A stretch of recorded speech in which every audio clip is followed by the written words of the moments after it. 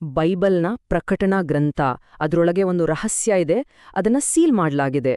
7 ಗುಡುಗುಗಳು ಮಾತಾಡ್ದ್ವು, ಆದ್ರೆ ಆ ಮಾತುಗಳನ್ನ ಬರಿಬೇಡ ಅಂತ ಆಜ್ಞಾಯಿತು. ಹಾಗಾದ್ರೆ ಏನದು ರಹಸ್ಯ? ಬನ್ನಿ, ಈ ವಿಶ್ಲೇಷಣೆಯಲ್ಲಿ ಈ ಮುಚ್ಚಿಟ್ಟ ಪ್ರವಾದನೆಯನ್ನ ಮೂಲ ಆಕರಗಳ ಆಧಾರದ ಮೇಲೆ ಅರ್ಥ ಮಾಡ್ಕೊಳ್ಳೋಣ ಮತ್ತು ಇದು ಕೊನೆಯ ದಿನಗಳಿಗೆ ಯಾಕೆ ಇಷ್ಟು ಮುಖ್ಯ ಅಂತ ನೋಡೋಣ.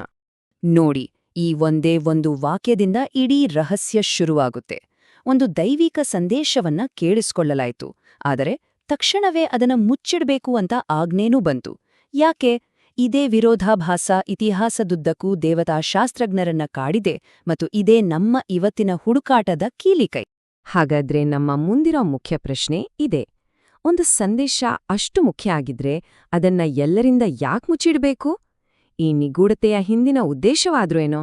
ಬನ್ನಿ, ಈ ಸಂಕೇತವನ್ನ ಒಟ್ಟಿಗೆ ಭೇದ್ಸೋಕೆ ಶುರು ಮಾಡೋಣ. ಸರಿ, ಈ ಸೀಲ್ ಮಾಡಿದ ಮೆಸೇಜ್ನ ಅರ್ಥ ತಿಳ್ಕೋಬೇಕು ಅಂದ್ರೆ ಮೊದ್ಲು ನಾವು ಅದರ ಭಾಷೆಯನ್ನ ಅರ್ಥ ಮಾಡ್ಕೋಬೇಕು. ಅಂದ್ರೆ ಪ್ರಕಟಣಾ ಗ್ರಂಥದ ಸಿಂಬಲ್ಗಳ ಭಾಷೆ. ಇದ್ರಲ್ಲಿ ಬರೋ ಮುಖ್ಯ ಪಾತ್ರಧಾರಿಗಳು ಯಾರು? ಅವರು ನಿಜವಾಗಿ ಏನನ್ನ ಪ್ರತಿನಿಧಿಸ್ತಾರೆ? ಮೊದಲನೇ ಸಾಂಕೇತಿಕ ಹೋಲಿಕೆ ಇಲ್ಲಿದೆ. ಅಪೋಸ್ತಲನಾದ ಯೋಹಾನ್ ಅಂದ್ರೆ ಬರಿಯೊಬ್ಬ ವ್ಯಕ್ತಿಯಲ್ಲ, ಬದಲಿಗೆ ಅವರು ಒಂದು ದೊಡ್ಡ ಗುಂಪಿನ ಪ್ರತಿನಿಧಿ. ಆ ಗುಂಪು ಅಂದ್ರೆ 2 ಸಾಕ್ಷಿಗಳು ಮತ್ತು ಆ 144,000 ಜನ. ಈ ಕನೆಕ್ಷನ್ ತುಂಬ ಮುಖ್ಯ, ಯಾಕಂದ್ರೆ ಗುಡುಗುಗಳ ಸಂದೇಶ ಒಂದು ನಿರ್ದಿಷ್ಟ ಗುಂಪಿಗೆ ಮಾತ್ರ ಅಂತ ಇದು ಸೂಚಿಸುತ್ತೆ. ಎರಡನೇ ಪ್ರಮುಖ ಚಿಹ್ನೆ ಚಿಕ್ಕ ಪುಸ್ತಕ. ಇದು ಕೇವಲ ಒಂದು ಸಾಮಾನ್ಯ ಪುಸ್ತಕ ಅಲ್ಲ, ಬದಲಾಗಿ ಇದು ಅಂತಿಮ ಪ್ರವಾದನೆಯ ಕಂಟೆಂಟ್, ಅಂದ್ರೆ ನಿತ್ಯವಾದ ಸುವಾರ್ತೆ. ಅದನ್ನ ತಿನ್ನೋದು ಅಂದ್ರೆ ಆ ಸಂದೇಶವನ್ನ ಪೂರ್ತಿಯಾಗಿ ಮನಸ್ಸಿಗೆ ತೆಗೆದುಕೊಳ್ಳೋದು, ತಮ್ಮ ಜೀವನದ ಒಂದು ಭಾಗ ಮಾಡ್ಕೊಳ್ಳೋದು. ಈಗ ಟೈಮ್ಲೈನ್ ಬಗ್ಗೆ ನೋಡೋಣ.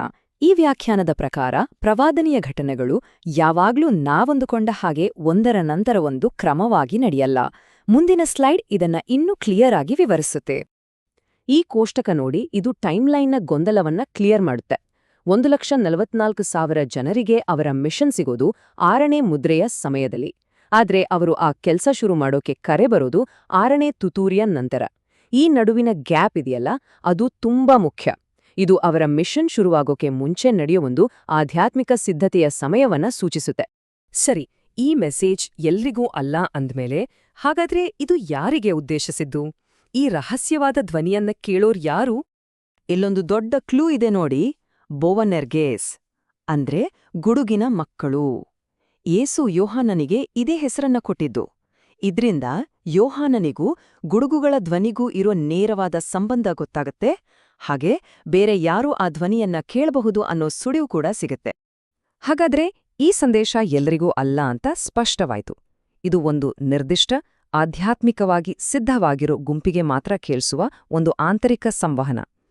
ಈ ಗುಂಪಿನವರು ಪವಿತ್ರಾತ್ಮದ ಹಿಂಗಾರು ಮಳೆಯನ್ನ, ಅಂದ್ರೆ ಒಂದು ವಿಶೇಷವಾದ ಆಧ್ಯಾತ್ಮಿಕ ಜ್ಞಾನವನ್ನ ಪಡೆದವರಾಗಿರ್ತಾರೆ. ಕೆಲವು ಸಂದೇಶಗಳು ಕೆಲವರಿಗೆ ಮಾತ್ರ ಅನ್ನೋ ಈ ಐಡಿಯಾ ಬೈಬಲ್ನ ಬೇರೆ ಕಡೆನೂ ಇದೆ. ಈ ತತ್ವ 7 ಗುಡುಗುಗಳ ಸಂದೇಶ ಯಾಕೆ ಒಂದು ಬಹಿರಂಗಪಡಿಸಿದ ರಹಸ್ಯ ಅನ್ನೋದನ್ನ ಅರ್ಥ ಮಾಡ್ಕೊಳ್ಳಕ್ಕೆ ಸಹಾಯ ಮಾಡುತ್ತೆ. ಈ ರಹಸ್ಯ ಸಂದೇಶವನ್ನ ಯಾರು ಕೇಳ್ತಾರೆ ಅಂತ ಗೊತ್ತಾಯ್ತು. ಹಾಗಾದ್ರೆ ಈ ರಹಸ್ಯ ಸಂವಹನದ ಉದ್ದೇಶವಾದ್ರೂ ಏನು? ಇದ್ರ ಕೆಲ್ಸ ಏನು? ಈ 3 ಹಂತಗಳ ಪ್ರಕ್ರಿಯೆ ಗುಡುಗುಗಳ ಮಿಷನ್ ಏನು ಅನ್ನೋದನ್ನ ತಿಳಿಸುತ್ತೆ. ಇದು ಬರೀ ಕೇಳಿಸ್ಕೊಳ್ಳೋದಿಕ್ಕೆ ಸೀಮಿತ ಅಲ್ಲ. ಈ ರಹಸ್ಯವಾದ ಶಬ್ದ ಒಂದು ಸಾರ್ವಜನಿಕ ಕ್ರಿಯೆಯಾಗಿ ಬದಲಾಗತ್ತೆ. ಅಂದ್ರೆ ಇಡೀ ಜಗತ್ತನ್ನ ಎಚ್ಚರಿಸೋಕೆ ಉದ್ದೇಶಿಸಿರೋ ಒಂದು ಪ್ರಬಲ ಪ್ರವಾದನೆಯಾಗಿ. ಆದರೆ ಇದು ಶಾಂತಿಯ ಸಂದೇಶ ಅಲ್ಲ. ಇದು ಮುಂದೆ ಬರ್ಲಿರೋ ತೀರ್ಪು ಮತ್ತು ವಿಪತ್ತಿನ ಬಗ್ಗೆ ಒಂದು ಗಂಭೀರವಾದ ಎಚ್ಚರಿಕೆ. ಈ ಸಂದೇಶವನ್ನ ಸಾರೋರು ಕಠಿಣವಾದ ಸತ್ಯವನ್ನ ಮಾತಾಡ್ಲೇಬೇಕಾಗತ್ತೆ. ಇದು ಪ್ರಪಂಚಕ್ಕೆ ಪ್ರಲಾಪ ಮತ್ತು ಗೋಳಾಟವನ್ನ ತರುತ್ತೆ. ಈ ವ್ಯಾಖ್ಯಾನದ ಪ್ರಕಾರ ಗುಡುಗುಗಳ ಬರೆಯದ ಸಂದೇಶಕ್ಕೂ ಪ್ರಕಟಣೆ 14ರಲ್ಲಿ ಬರೋ ಹೊಸ ಹಾಡಿಗೂ ನೇರ ಸಂಬಂಧವಿದೆ. ಇದು ಕೇವಲ 1,44,000 ಜನ ಮಾತ್ರ ಹಾಡುಬಲ್ಲ, ಅಂದ್ರೆ ಪ್ರವಾದಿಸುಬಲ್ಲ ಒಂದು ವಿಶಿಷ್ಟವಾದ ಸಂದೇಶ. ಸರಿ, ನಾವೀಗ ಈ ವ್ಯಾಖ್ಯಾನದ ಕ್ಲೈಮ್ಯಾಕ್ಸ್ಗೆ ಬರ್ತಾ ಇದ್ದೀವಿ. ಈ ಇಡೀ ಸೀಕ್ರೆಟ್ ಮಿಷನ್ನ ಅಂತಿಮ ಫಲಿತಾಂಶ ಏನು? ಇದೆಲ್ಲ ಎಲ್ಲಿಗೆ ಹೋಗಿ ಮುಟ್ಟುತ್ತೆ? ಈ ವಾಕ್ಯ ಒಂದು ಮುಖ್ಯವಾದ ತತ್ವವನ್ನ ಹೇಳುತ್ತೆ. ದೇವರು ತನ್ನ ಅಂತಿಮ ಯೋಜನೆಗಳನ್ನ ಕಾರ್ಯರೂಪಕ್ಕೆ ತರೋಕೆ ಮುಂಚೆ ಅದನ್ನ ತನ್ನ ಆಯ್ದ ಸಂದೇಶವಾಹಕರಿಗೆ ತಿಳಿಸ್ತಾನೆ. ಈ 7 ಗುಡುಗುಗಳು ಕೂಡ ಅದೇ ರೀತಿ ಒಂದು ದೊಡ್ಡ ವಿಷಯದ ಮುನ್ಸೂಚನೆ. ಇಲ್ಲಿ ತುರ್ತು ಮತ್ತು ನಿಶ್ಚಿತತೆ ಉನ್ನತ ಮಟ್ಟಕ್ಕೆ ತಲುಪುತ್ತೆ.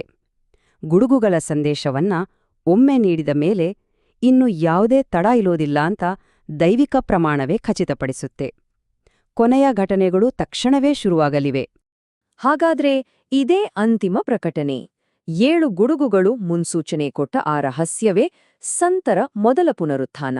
ಅಂದ್ರೆ ಗುಡುಗುಗಳ ಸಂದೇಶ ವಿಮೋಚನೆಯ ಆರಂಭಕ್ಕೆ ಒಂದು ಸಂಕೇತ. ಹಾಗಾದ್ರೆ ಈ ದೇವತಾಶಾಸ್ತ್ರದ ಚೌಕಟ್ಟಿನಲ್ಲಿ ಅಂತಿಮ ಘಟನೆಗಳ ಸ್ಪಷ್ಟವಾದ ಸಾರಾಂಶ ಇಲ್ಲಿದೆ.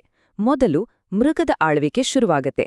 ಆ ಸಮಯದಲ್ಲಿ 1,44,000 ಜನ ತಮ್ಮ ಎಚ್ಚರಿಕೆಯ ಸಂದೇಶವನ್ನ ಸಾರ್ತಾರೆ. ಆ ಮಿಷನ್ ಮುಗಿದ ನಂತರ ಸುಗ್ಗಿ ಅಂದ್ರೆ ಮೊದಲ ಪುನರುತ್ಥಾನ ನಡೆಯುತ್ತೆ. ಇದರರ್ಥ ಆ ಸೀಲ್ ಮಾಡಿದ ಮೆಸೇಜ್ ಕಳೆದು ಹೋಗಿಲ್ಲ, ಬದಲಾಗಿ ಅದೇ ಅಂತಿಮ ಪ್ರವಾದನೆಯನ್ನು ಶುರು ಮಾಡುವ ಕೀಲಿಕೈ. ಅದನ್ನ ಯಾಕೆ ಬರೆಯಲಿಲ್ಲ ಅಂದ್ರೆ ಅದನ್ನ ಓದೋದಲ್ಲ, ಅದನ್ನ ಬದುಕಿ ಸಾರ್ಬೇಕಾಗಿತ್ತು. ಹಾಗಾದ್ರೆ ಕೊನೆಯದಾಗಿ ಈ ಪ್ರಶ್ನೆಯನ್ನ ಯೋಚನೆ ಮಾಡೋಣ. ಎಂದಿಗೂ ಬರೆಯದ ಒಂದು ಸಂದೇಶ ಇಡೀ ಜಗತ್ತಿನ ಅತ್ಯಂತ ಶಕ್ತಿಶಾಲಿ ಪ್ರವಾದನೆಯಾಗೋಕೆ ಹೇಗೆ ಸಾಧ್ಯ? ಬಹುಶಃ ಕೆಲವು ಸತ್ಯಗಳನ್ನ ಅಕ್ಷರಗಳಲ್ಲಿ ಹಿಡಿದಿಡೋಕೆ ಆಗಲ್ಲ, ಅವುಗಳನ್ನ ಕ್ರಿಯೆಯ ಮೂಲಕವೇ ಪ್ರಕಟಿಸಬೇಕಾಗುತ್ತೆ.